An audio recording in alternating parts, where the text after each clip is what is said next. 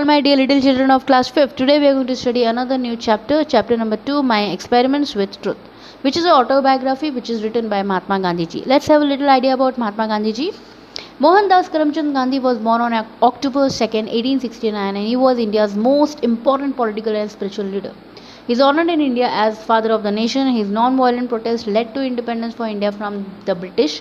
Gandhiji was a prolific writer. He edited several newspapers. Gandhiji is also wrote several books including his autobiography, The Story of My Experiment with Truth, and he died on January 13, 1948.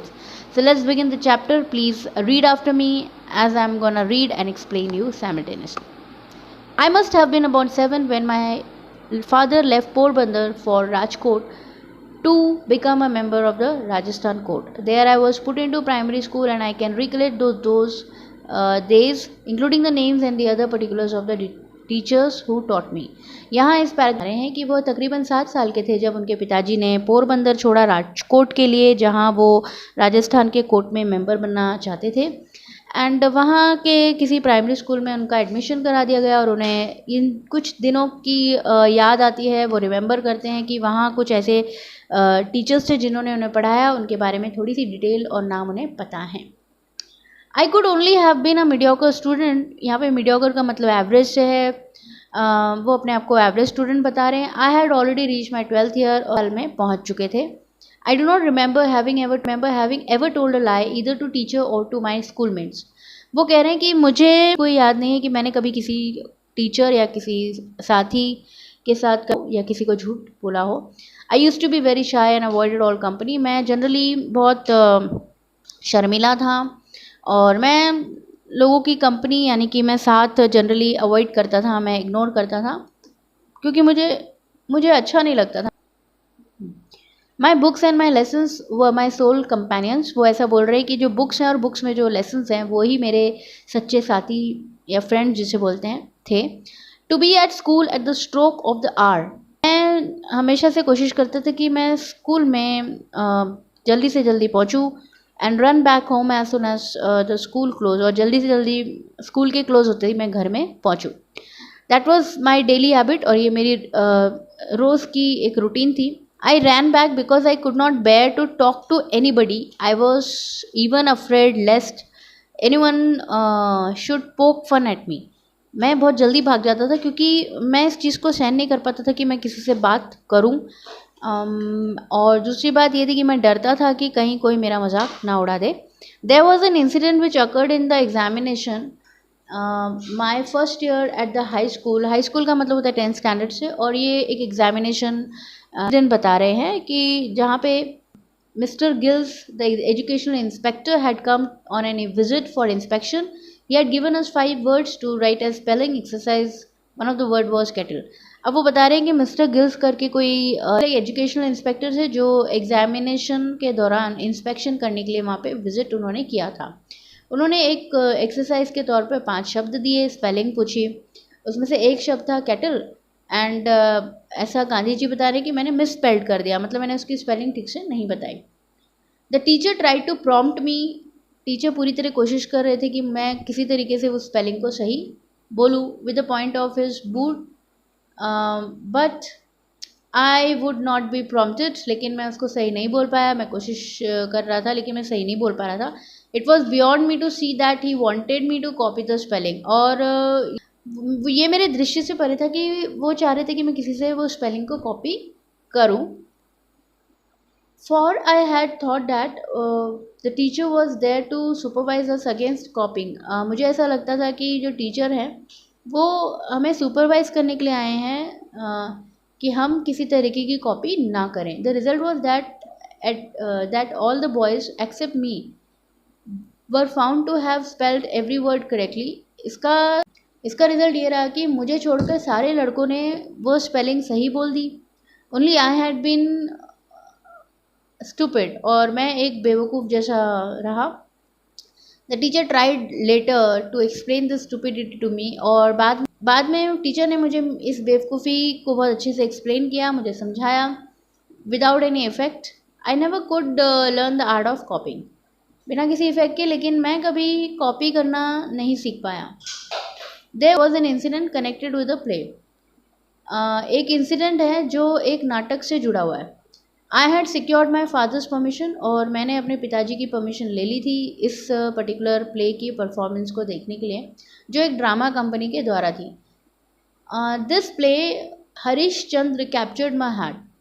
ये जो नाटक है जो हरीश चंद्र जी का, उसने मेरा दिल जीत लिया। I could never be tired of seeing it. मैं इस चीज़ को देखकर मैं कभी थकता नहीं था, but I was not allowed to go to watch it more often. लेकिन मुझे परमिशन नहीं थी मुझे कि मैं इसे बार बार देखूं। It haunted me and I must have acted Harishchandra to myself many times without counting. और मैं लगातार कई बार हरीशचंद्र जी का एक्टिंग बार बार करता रहता था, काउंटलेसली। मैं should not all be truthful like Harishchandra. क्यों हम सभी बिल्कुल सच्चे नहीं हैं हरीशचंद्र जी जैसे? That was a question.